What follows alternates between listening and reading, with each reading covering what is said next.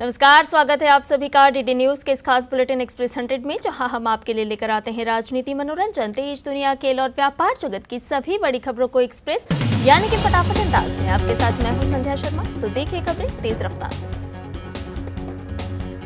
लोकसभा चुनाव के लिए प्रधानमंत्री का धुआंधार प्रचार जारी है। प्रधानमंत्री नरेंद्र मोदी इस समय तमिलनाडु के 2 दिनों के चुनावी दौरे पर हैं। वह आज तमिलनाडु के वेल्लोर और मेट्टुपालयम में जनसभा को संबोधित करेंगे। तमिलनाडु के बाद पीएम मोदी शाम को महाराष्ट्र के नागपुर जिले के रामटेक जाएंगे। पीएम वहां एक जनसभा करेंगे। प्रधानमंत्री नरेंद्र मोदी ने कल शाम चेन्नई में मेगा रोड शो किया। इस दौरान रोड के दोनों ओर खड़े लोगों ने उनका अभिवादन किया।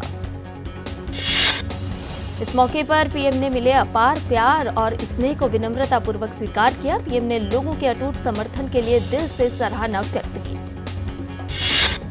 वहीं प्रधानमंत्री ने मध्य प्रदेश के बालाघाट में चुनावी रैली को संबोधित करते हुए कहा कि यह लोकसभा चुनाव विकसित भारत के संकल्प को पूरा करने का है। उन्होंने कहा कि भ्रष्टाचारियों की तिजोरी से लूटा हुआ पैसा जनता को लौटाने हैं। प्रधानमंत्री नरेंद्र मोदी उत्तर प्रदेश के पीलीभीत में एक चुनावी रैली को संबोधित किया। इस मौके पर पीएम ने कांग्रेस सपा पर तुष्टीकरण की राजनीति करने के आरोप लगाए।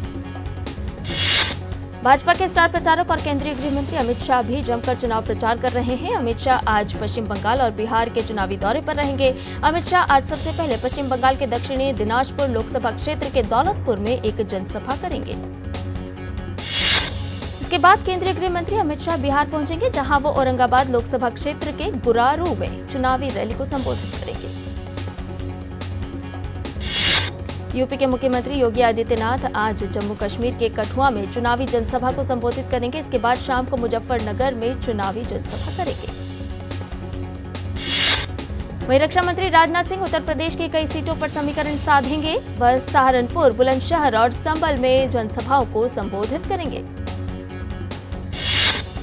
राष्ट्रपति द्रौपदी मुर्मू विश्व होम्योपैथी दिवस के मौके पर आज नई दिल्ली के द्वारका यशोभूमि कन्वेंशन सेंटर में 2 दिवसीय वैज्ञानिक सम्मेलन का उद्घाटन करेंगी। मथुरा से भाजपा सांसद हेमा मालिनी पर विवादित बयान देकर कांग्रेस नेता रणदीप सुरजेवाला बुरी तरह फंसते नजर आ रहे हैं। चुनाव आयोग ने मंगलवार को इस संबंध में रणदीप सुरजेवाला को कारण बताओ नोटिस जारी कर 11 अप्रैल को शाम 5 बजे तक जवाब देने को कहा है।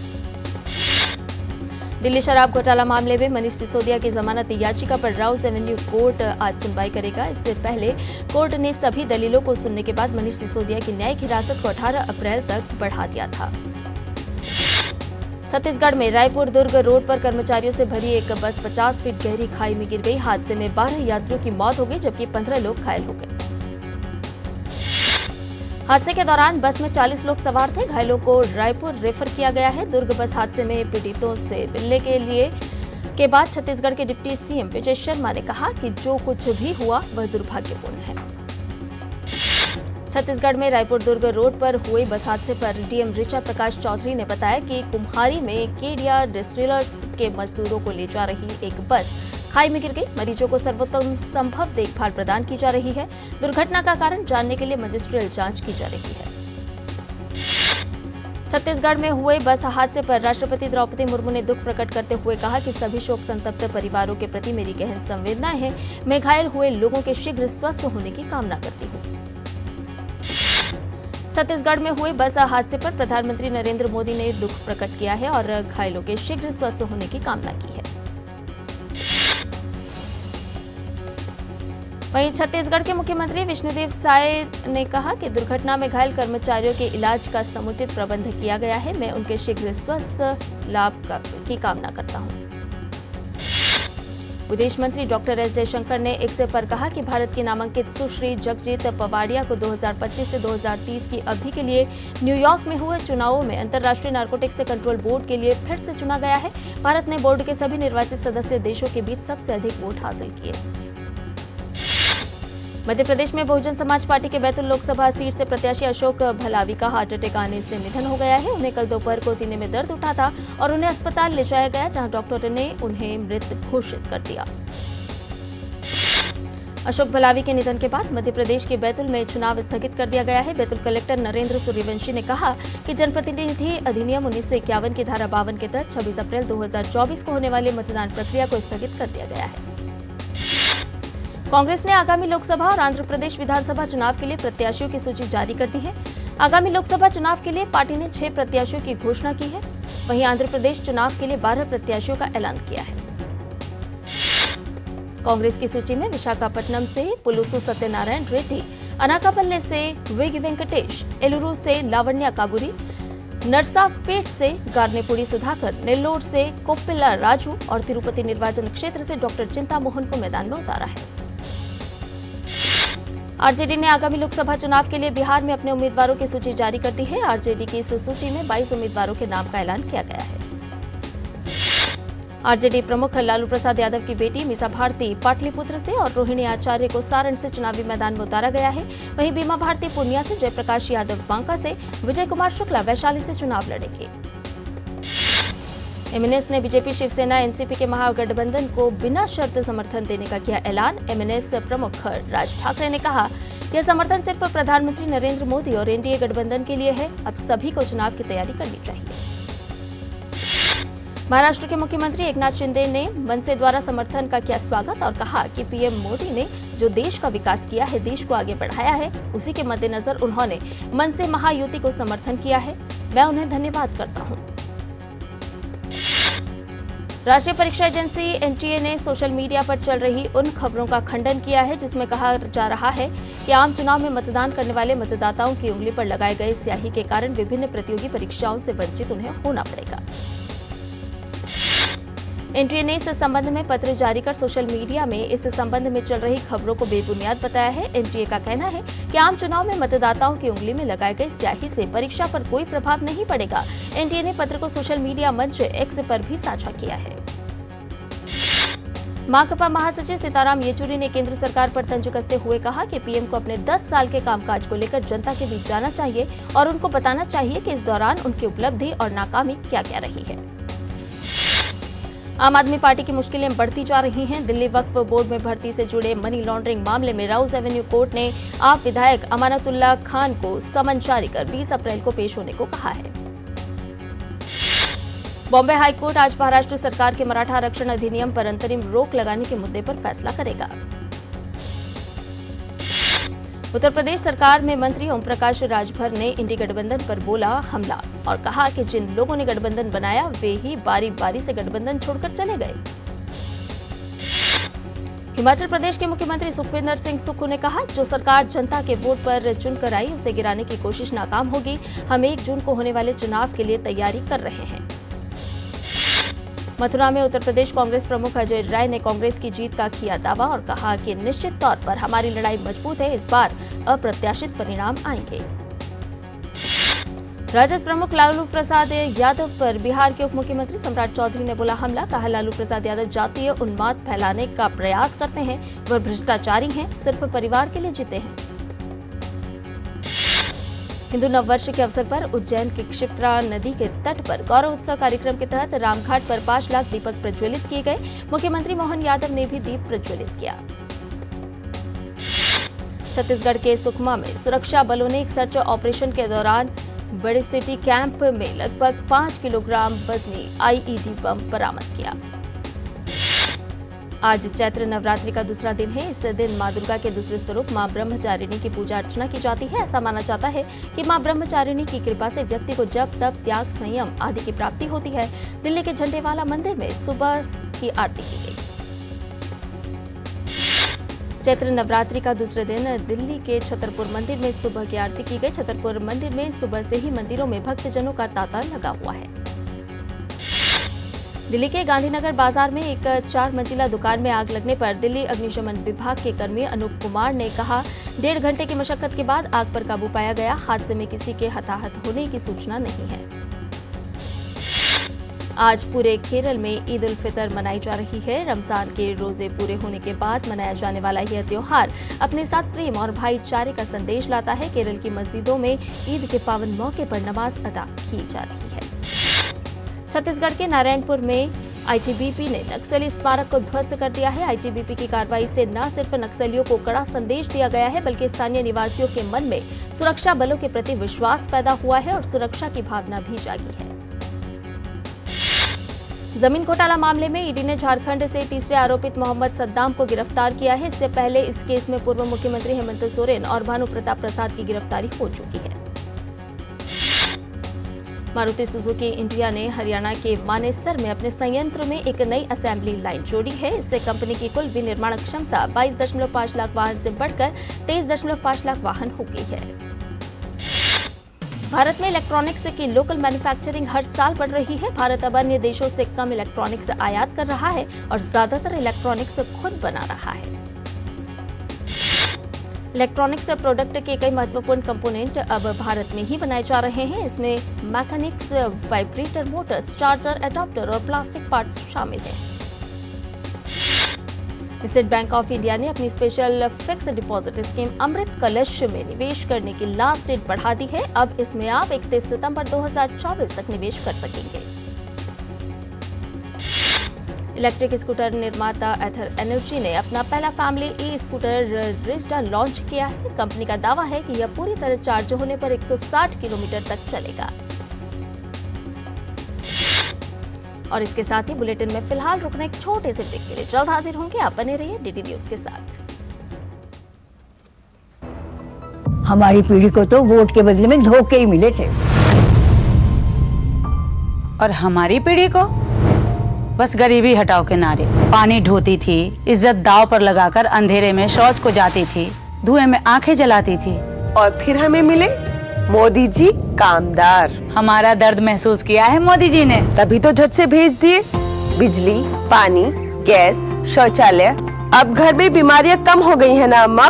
हाँ। दवा का खर्चा घटा है और ढेर सारा समय बचा है। हमारे जैसे करोड़ों निकले हैं गरीबी से बाहर। पर मम्मी, भाभी, मोदी जी कहते हैं कि ये तो बस ट्रेलर है, आगे पूरे भारत से गरीबी हटाने की गारंटी है मोदी जी की। और मोदी को जिताना हमारी गारंटी है।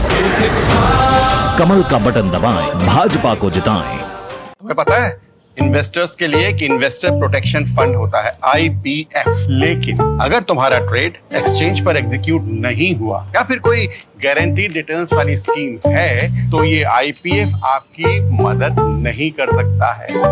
और अगर आपका ब्रोकर ही डिफॉल्टर बन जाए तो फिर IPF आपको कॉम्पेंसेशन दिला सकता है। कहाँ से सीखा? NSE की साइट पर।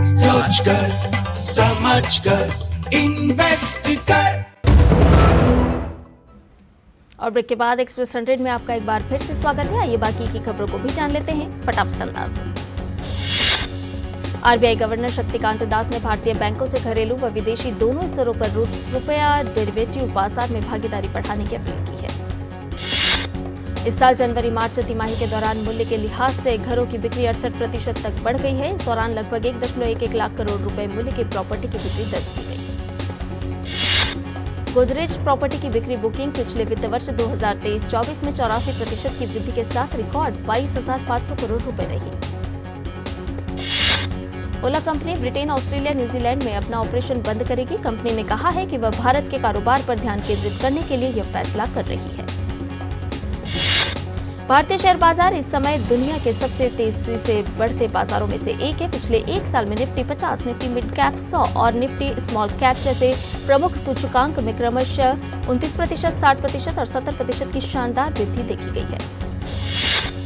रिजर्व बैंक 2008 से तिमाही आधार पर मैन्युफैक्चरिंग क्षेत्र की ऑर्डर बुक, इन्वेंटरी और क्षमता उपयोग सर्वेक्षण आयोजित कर रहा है। इस बार भी RBI मैन्युफैक्चरिंग कंपनियों के सर्वेक्षण का अगला दौर शुरू कर रहा है।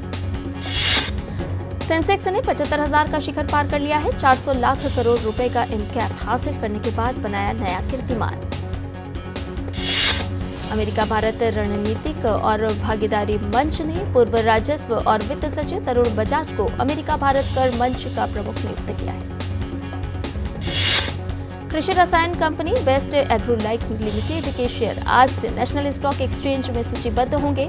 बेस्ट एग्रीलाइफ पहले से ही BSE पर सूचीबद्ध है। कंपनी के गजरौला, ग्रेटर नोएडा और जम्मू कश्मीर में 3 विनिर्माण संयंत्रों में टेक्निकल के लिए 7,000 टन सालाना और फॉर्मुलेशन के लिए 30,000 टन वार्षिक विनिर्माण क्षमता है। हरियाणा रियल एस्टेट विनियामक प्राधिकरण ने गुरुग्राम में गोदरेज डेवलपर्स एंड प्रॉपर्टीज की एक आवासीय परियोजना के लिए पंजीकरण अवधि बढ़ाए जाने के अनुरोध वाले आवेदन को खारिज कर दिया है। नियमों का पालन नहीं करने का हवाला देते हुए यह कदम उठाया गया है। वर्ल्ड स्टील एसोसिएशन ने कहा है कि वैश्विक स्टील की मांग 2024 में 1.7% बढ़कर 1.793 बिलियन मीट्रिक टन होने और 2025 में और बढ़ने की उम्मीद है। एसोसिएशन की उम्मीद है कि भारत मांग वृद्धि का मुख्य हिस्सा होगा क्योंकि चीनी मांग में गिरावट जारी है। एसोसिएशन को उम्मीद है कि 2024 और 2025 में भारतीय मांग 8% बढ़ेगी। सरकार ने डिजिटल प्रतिस्पर्धा विधेयक के मसौदे पर हितधारकों की टिप्पणियां प्रस्तुत करने की समय सीमा 1 महीने बढ़ाकर 15 मई कर दी है। प्रारंभिक समय सीमा 15 अप्रैल को समाप्त होनी थी। विश्व बैंक समूह ने 22 संकेतकों के साथ अपने विकास कार्यों के परिणामों को मापने के लिए एक रूपरेखा का अनावरण किया। इसकी मदद से पारदर्शिता और जवाबदेही बढ़ाने के लिए बैंक के प्रयास में एक महत्वपूर्ण प्रगति होगी। मेटल स्टॉक्स में तूफानी तेजी आई है। हिंदुस्तान जिंक, हिंदुस्तान कॉपर, सेल और वेदांता के शेयरों में मंगलवार को 17% तक का उछाल आया है। चौथी तिमाही के मजबूत बिजनेस अपडेट से चीन और अमेरिका में सुधरते मैन्युफैक्चरिंग आउटलुक की वजह से मेटल शेयरों में यह तेजी देखने को मिली है। यूपीआई को बढ़ावा देने के लिए अब फोन पे ने सिंगापुर टूरिज्म बोर्ड (STB) के साथ पार्टनरशिप की है। इस साझेदारी के बाद अब यूपीआई यूजर सिंगापुर में भी आसानी से फोन पे के जरिए लेन देन कर सकते हैं।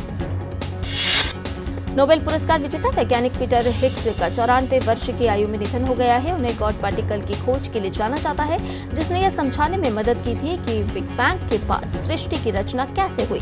हिग्स बोसोन सिद्धांत के लिए उन्हें संयुक्त रूप से भौतिकी का नोबेल पुरस्कार मिला था। इजरायल हमास संघर्ष को रोकने के लिए मिस्र में संघर्ष विराम को लेकर मंथन जारी है। नए प्रस्ताव में 6 सप्ताह के संघर्ष विराम की बात कही गई है। इस दौरान हमास 40 बंधकों को रिहा करेगा। बदले में इजरायल को 700 फिलिस्तीनी रिहा करने होंगे। गजा के मिस्र से सटी रफा क्रॉसिंग संघर्ष प्रभावित क्षेत्र में मानवीय सहायता आपूर्ति का इकलौता प्रमुख मार्ग है। मानवीय सहायता से भरे ट्रक इसी क्रॉसिंग से गुजरकर गजा पहुंच रहे हैं। गजा की जरूरत की तुलना में यह सहायता आपूर्ति काफी नहीं है, फिर भी इससे बड़ी मदद मिल रही है। दक्षिण अमेरिकी देश कोलंबिया की राजधानी में पानी का बड़ा संकट पैदा हो गया है। बोगोटा की जलापूर्ति करने वाली 3 झीलें तेजी से सूख रही हैं। राजधानी के पानी की जरूरत का 70% पूरा करने वाली इन झीलों में अब लगभग 17% पानी ही बचा है। पिछले 40 साल में यह सबसे निचला स्तर है। शिकागो शहर के नागरिक निगरानी कार्यालय की एक रिपोर्ट के अनुसार शिकागो पुलिस अधिकारियों ने पिछले महीने हम्बोल्ट पार्क में ईरान में आतंकियों ने पुलिस की 2 कारों पर हमला कर दिया। हमले में 5 पुलिस अधिकारियों की मौत हो गई और एक गंभीर रूप से घायल हो गया। जैश अल अदल समूह ने हमले की जिम्मेदारी ली है। जल असद शिया बहुल ईरानी में जातीय अल्पसंख्यक बलूचों के लिए अधिक अधिकार और बेहतर जीवन की मांग करता है। अभी कुछ समय पहले समूह ने सिस्तान बलूचिस्तान में हमला किया था। इस हमले में 11 सुरक्षा कर्मियों की मौत हो गई थी। गजा में वाहनों और सहायता कर्मियों पर हमलों के संबंध में राष्ट्रपति जो बाइडेन ने इजरायल की गलती बताया। राष्ट्रपति जो बाइडेन ने इजरायल के लिए युद्ध विराम का प्रस्ताव करने और अगले 6 से 8 सप्ताह में गजा में प्रवेश करने वाले सभी खाद्य और दवाओं तक पूर्ण पहुंच प्रदान करने की इच्छा व्यक्त की है। उत्तरी इटली के एक हाइड्रो पावर प्लांट में भूमिगत विस्फोट होने से 3 लोगों के मारे जाने और 4 के लापता होने की सूचना है। घटना के बाद इतालवी बचाव दल जीवित बचे लोगों की तलाश कर रही है। उत्तरी इटली में घटना का कारण हाइड्रो पावर प्लांट के एक ट्रांसफार्मर में आग लग गई।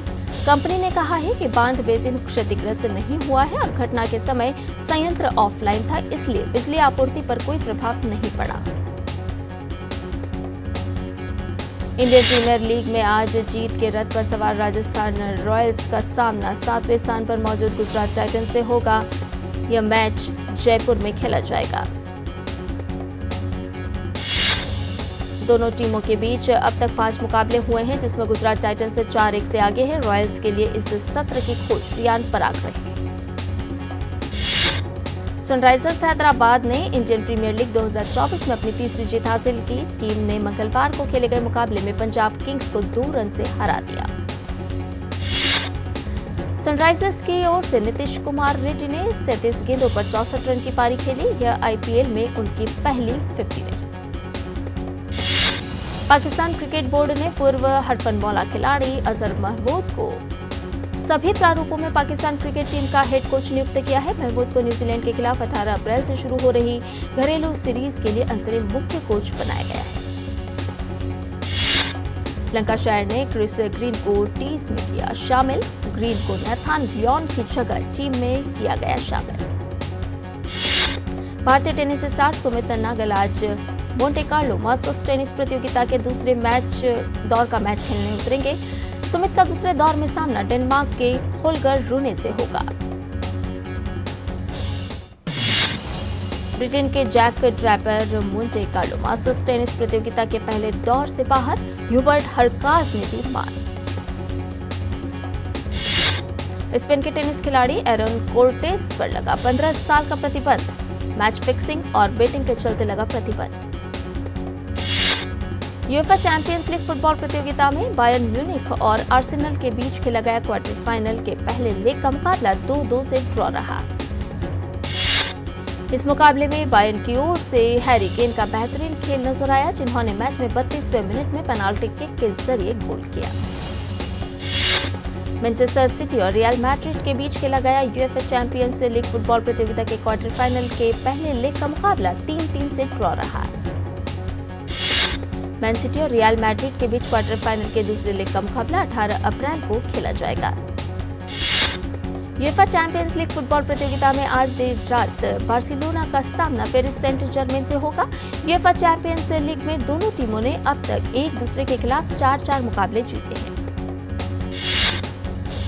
वहीं आज देर रात ही एटलेटिको मैड्रिड का सामना हार्टमंड से होगा। दोनों टीमों के खिलाफ एक दूसरे के खिलाफ रहा है रिकॉर्ड बराबरी का। अभिनेता अजय देवगन की फिल्म मैदान 11 अप्रैल को रिलीज होने के लिए है तैयार। फिल्म अमर सिंह चमकीला में दलजीत दोसांझ और परिणीति चोपड़ा मुख्य भूमिका में है। यह फिल्म 12 अप्रैल को नेटफ्लिक्स पर रिलीज होगी। अक्षय कुमार और टाइगर श्रॉफ की फिल्म बड़े मियां छोटे मियां आज होगी रिलीज। राजकुमार राव अपनी आने वाली फिल्म श्रीकांत का फैंस को बेसब्री से है इंतजार। फिल्म 10 मई को सिनेमाघरों में होगी रिलीज। राजपाल यादव की फिल्म काम चालू है का ट्रेलर जारी कर दिया गया है। फिल्म में जिया मान एक राजपाल यादव की पत्नी के रोल निभाती दिखाई देगी। श्रेयस तलपड़े की लव यू शंकर का ट्रेलर जारी हुआ। इस फिल्म में अभिनेत्री तनिषा मुखर्जी भी मुख्य भूमिका में नजर आएंगी। 19 अप्रैल को फिल्म रिलीज होगी। इस फिल्म को आप हिंदी के अलावा तमिल, तेलुगु और कन्नड़ भाषा में सिनेमाघरों में देख सकते हैं। संदीप सिंह की वेब सीरीज आम्रपाली में अंकिता लोखंडे नजर आएंगी। इस डेब्यू वेब सीरीज में अंकिता लोखंडे का फर्स्ट लुक भी जारी कर दिया गया है। अभिषेक नावा के निर्देशन में बनने जा रही फिल्म नागबंधम की घोषणा की गई है। नागबंधम एक पैन इंडिया फिल्म है जो 2025 में तेलुगु, हिंदी, तमिल, कन्नड़ और मलयालम भाषाओं में एक साथ रिलीज होगी। Film Heeramandi the diamond Bazaar series का trailer release. Sanjay Leela Bhansali Heeramandi से ओटीटी की दुनिया में कदम रखने जा रहे हैं। पृथ्वीराज सुकुमारन ने ट्वीट पर फिल्म द गुड लाइफ का पोस्ट शेयर करते हुए बताया कि फिल्म ने 100 करोड़ का आंकड़ा पार कर लिया है। और इसके साथ ही एक्सप्रेस न्यूज में फिलहाल इतना ही। हमें दीजिए इजाजत, लेकिन डीटी न्यूज पर खबरों का सिलसिला लगातार जारी है। नमस्कार।